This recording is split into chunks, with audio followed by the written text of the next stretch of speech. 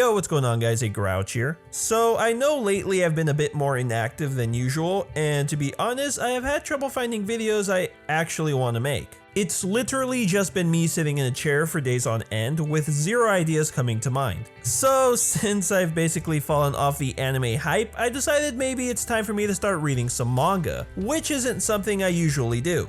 And suddenly the hype is coming back, so if you guys are excited for the return of Grouch content, be sure to smash that like button. It'll really motivate me to get back on track. Anyways, today's video, I thought we would dive into a new series not yet covered on this channel, that being Black Clover. Now, I'll be honest, when I first started watching the anime, it wasn't really grabbing my attention at all. There's something about it, I just can't put my finger on it.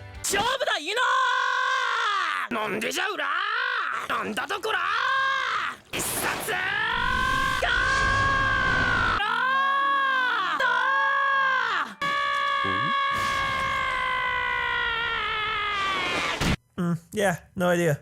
Joking aside, I thought we'd dedicate today's video to explaining the magical abilities in the series, as well as the Grimoires and how they work. I found this topic pretty interesting to research, so hopefully you guys will learn something new. With that being said, I hope you guys enjoy. So, Grimoires, they are one of the primary sources of power for magical knights and sorcerers. Grimoires are books that greatly enhance the user's ability to use magic, allowing users to cast spells far more advanced than what they could typically achieve on their own. They also serve as a written record for all the user's spells. As the owner of a Grimoire grows, new magical spells are inscribed within the book. Now, normally they are granted to users during the Grimoire acceptance ceremony, but as we've seen with Asta, this isn't always the case. Most of the Grimoires received by the people of the Clover Kingdom have a 3-leaf clover on the cover. The leaves on the clover each symbolize certain virtues, those being faith, hope, and love. A 4th leaf represents fortune, and the 5th leaf is said to represent the devil.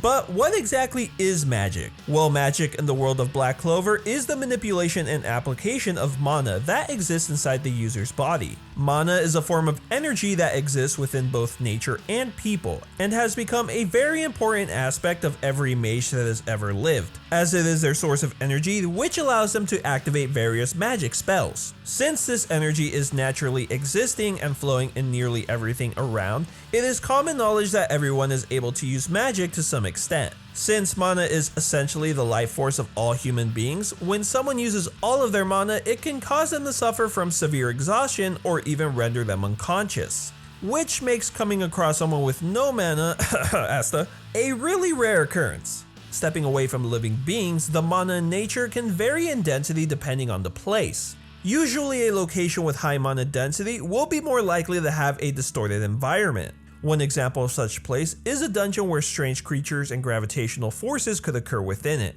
Unlike the mana that exists in nature, however, those that are situated to mages possess an affinity to the elements. These elemental attributes are one of the aspects that differentiate one mage from another. There are mainly 4 great attributes in the world of Black Clover, which are fire, water, wind, and earth. From these attributes, several other elements can be derived, such as lightning magic or smoke magic, which come from the wind attribute. Another example is ice magic, which comes from water. Mages can also have different hidden abilities according to their elemental affinity. An example would be mages with an affinity towards wind and its derived elements lightning and smoke. These users have the latent ability to sense mana, aka mana sensory, and as a result of having a higher sensitivity toward the flow of mana. Since a mage can only be affiliated to a single element, it prevents them from using magic outside of that element. For example, a mage who is able to activate fire magic spells is unable to use any water or wind spells. However, they can combine their magic with an added attribute according to their individual affinity, such as fire-based creation magic or plant-based healing magic. Though it has been proven through scientific endeavor that a mage could be artificially enhanced to possess more than one elemental affinity. An example of this would be the character Mars, who possesses an affinity towards both crystal and fire magic.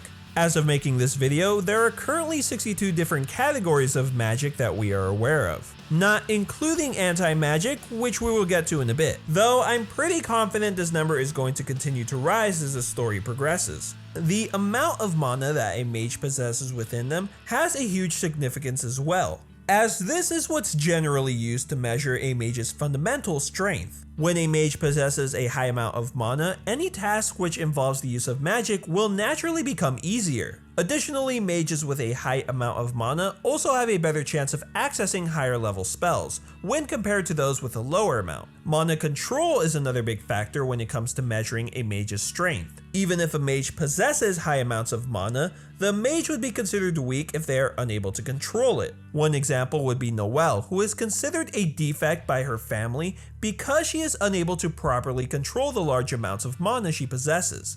And lastly, I wanted to quickly talk about those select few individuals mentioned earlier in the video who are unable to use magic due to their lack of mana. Oh my god. Because they have no mana of their own, they are unaffected by what's known as anti-magic, and as a result are capable of wielding anti-magic weapons, which, as the name suggests, allows the user to nullify other forms of magic. At first glance, this may seem pretty dang broken, but it might not be as broken as you think, as without any magic to aid you, you're basically forced to rely on your own physical strengths, which in my opinion balances it out pretty significantly. As I was researching about this topic, I couldn't help but compare the magic in the series to the chakra natures from Naruto, as the two are very similar. But personally, I think this is what's going to add variety to each character we come across, which will make them as memorable as some of the ones we've come to know and love from Naruto. And that's the end of the video, guys. I know this one was a little bit shorter, but damn does it feel good to finally get one out. As I said earlier, I'm going to be making myself read some new manga series, which should hopefully bring some more interesting content onto the channel.